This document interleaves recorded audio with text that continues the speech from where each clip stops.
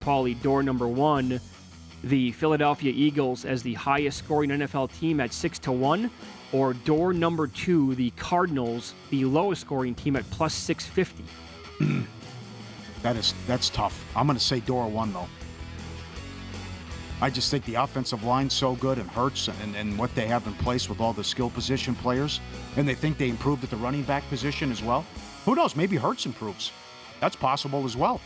But even with Murray, are they going to be that bad? I mean, there's two arguments here. There's one, yes, he's overrated and overpaid, and the contract's absurd. But he's not awful. Murray's not a bad quarterback. He's had some horrible performances, and what he did in the playoff loss to the Rams. But Very true. And he certainly doesn't have a lot of pieces around him. But I would say, I would look at Tampa or maybe the Raiders if there's an injury or some other teams, other possible candidates. But I would go door one. Yeah, I thought you were going to go number two, actually, because the Eagles' competition is also very stiff at the top, right? I mean, they have to beat out the Chiefs. Well, they just stopped themselves in the Super Bowl, the silly turnovers. So, yeah. Bills are going to be high-scoring again this year. Bengals will be high-scoring. Yeah, I know. Yeah. Well, we've been here before, though. It's when you think, okay, well, Arizona's winning 2 games. Oh, no, I mean, this happens a lot. Yes, when there's one saying. team that everybody anticipates, like with a bullet, they're going to be the worst team in the NFL, and it doesn't happen. Right. That does take place almost every single year.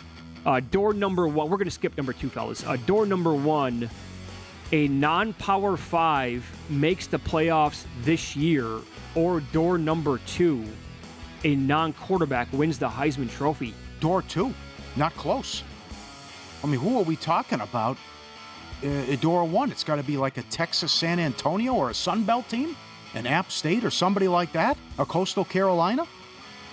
Because now you just have, not that they're going to be good this year, but you have Cincinnati and Houston and these other teams going into the Big 12 now, and BYU's in the Big 12, and you're running out of little guys in college football. So to make the playoff, I'd say it's Sun Belt, and that's it. No Mountain West team. Boise would be another candidate. Well, I don't see it, but that's another one, yes. Boise would have to go to Washington in week 1 and win. Yes. I guess crazier things have happened. Run the table, win at Washington, be impressive, right? Sure. And need help along the way. And as a reminder, Devontae Smith did just win the Heisman Trophy not that long ago. So it does happen, and it has happened. Door number one in the NFL, the Cowboys win their division, the NFC East at plus 190. Yeah. Or the Seahawks win the NFC West at plus 195. Very good, very good.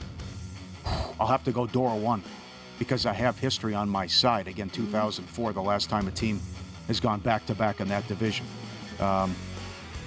That's a tough one, though. Certainly, can the Niners stay healthy? There's going to be injuries, but then again, it hasn't mattered who's played quarterback, though. Right. And they still lose guys every year, and they still find a way to get it done, and there's so much talent on that team. Yeah. One way to look at this is which team has the bigger separation at the top? The 49ers compared to the Seahawks or the Eagles compared to the Cowboys? I think the Cowboys are a little bit closer to the Eagles than the Seahawks are to the 49ers. Yeah. But also, I like the Seahawks a lot. I bet their win total over. I think they can be very good this year. Purdy got passed this week, so that was good news, obviously. Did you see what Jerry said? What do you expect out of Dak this year? No turnovers. Yeah. Limit the turnovers. Yes. Yeah, no kidding. The Bills win the AFC East at plus 120, or door number two, the Saints win the NFC South at the same number, plus 120. Oh, God. Ooh. What if Allen has a subpar year again? What if he regresses again? We've said that many times about McDaniels. Chances are Josh McDaniels is not a very good NFL coach. Chances are Dennis Allen might not be a very good NFL head coach. Yeah. Well, Josh Allen and Dennis are right. Allen could regress, and Dennis Allen is not a very good. No, you go either one, right? I'm not there with Atlanta yet. I did bet the win total over, but oh boy, that's tough. I'll take door one. Now you're Dennis Allen. No, that's true. I got to go Saints because I think the Bills' competition in that division. Yeah. Jets, Dolphins. Yeah. I think either one of those teams can beat them out. I mean, they've won games the last couple of years with lousy quarterback play. So what if Carr, stays healtty? I'm not the biggest Carr fan, but they certainly have the pieces. Put it this way: I can't get there with Atlanta in terms of a 10-win team. No, neither can I. At plus 120, I cannot bet the Bills. There's no way I can bet the Bills to win that division. Yeah. The Steelers, door one here, to make the playoffs at plus 135, or door number 2, the Lions to miss the playoffs at plus 140. Oh, man. Very similar numbers here. God. Steelers to make, Lions to miss. We're talking about the Steelers coming up here in 5 minutes. Did you see their defense down the stretch? They allowed 17, 16, 16, 16, 10, 13, 14. Oh, it's very good. It's ridiculous. Now, does Pickett take a step up and improve? Door 2. I could see it. There's injuries. We agree. The defense is so bad again. They get in all these shootouts. The games don't go their way. The coin flip games. I don't know. There's a surprise like a Green Bay or Minnesota. Yeah, up to go door 2. Yep. Door number 1 here. The Chiefs. Now, this is a great market available at DraftKings, like the stage of elimination for all these teams. Awesome prop. The Chiefs to lose in their conference title game plus 450, or door 2, the 49ers to lose in the conference title game plus $4. Door 1, because I'm always in the game.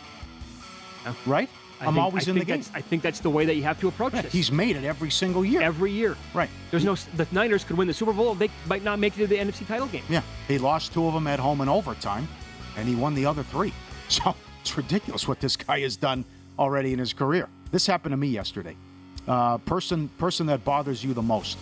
Door 1. The guy who won't let you in, like when the road's going to end and you're ready to merge, or you're coming out of a gas station taking a right, and they won't let you come out. Right. Or door 2, the person who refuses to return their shopping cart, whether you're at a Walgreens, a Target, or the grocery store. Remember, you just let it go. They just let it go, and then that's going to go into someone's car and dent it. Like if the wind gets a hold of it. Okay, I hate both people, but I'm going to say that honestly, knowing myself like I do, I get more irritated when I'm driving and people won't allow you to get in, because I let people in. I'll do that. Right. And if you can, you got to give me the wave, but I like sure. Right. Don't go overboard. Alert them. Let the guy in. Sure. But these people who don't return the shopping carts. It's a no matter where you go. Come on. It's little to no effort to do that. And then if you're at the grocery store, that thing will have a mind of its own. Well, no kidding, the because shopping, they've been used and abused over the years, right? By the way, they have like the return areas. Yeah, it's right there. They're all over. It's right there. You're 5 feet away. It's in the parking lot. Yes. It's in the parking lot. The laziness, of people. It's unbelievable. Incredible. Yep. More underrated band. We'll close on a high note here. Door number 1, Rage Against the Machine, or door number 2, the Beastie Boys? I have to go Beastie Boys. How they changed it. Remember when Paul's Boutique came out? It was trashed originally. Then it turned out to be a masterpiece. I recall, this is a long time ago, I recall people hated the Beastie Boys right away. They were ahead of their time, and they had it figured out. That's exactly what I was going to say. They know what they were doing. The Beastie Boys were... Because they were, you like to drink beer and fight for your right to party and all this stuff, and then whoop, they throw you a curveball with the second album. How good was Ill Communication? I mean, some of the hits, and they tinkered and changed their sound, and they were... They had an eclectic mix. No doubt about it. Sabotage is one of the best videos ever made, in my opinion. Beastie Boys were incredible. They were awesome. Yes. I'm also a huge fan of Rage. Oh, yeah. You have to be. I think both bands pretty much get lost, but the Beastie Boys get lost more, in my opinion, than Rage. And like nobody, whenever you're talking about best bands of the last 40 years or whatever, Beastie Boys are never in the conversation. Yeah. They were phenomenal, and I bet you the Beastie Boys, and I've never seen them live. But I bet you if you went to a Beastie Boys did they even play that often live? I don't even know that answer. Ton of hits. It would be 2 hours packed of hits. Yeah. One right after another. Like, oh my God, I remember all this stuff. I think that was the first cassette I purchased. Beastie Boys, Licensed to Ill, and it was either that or it was Van Halen, 1984.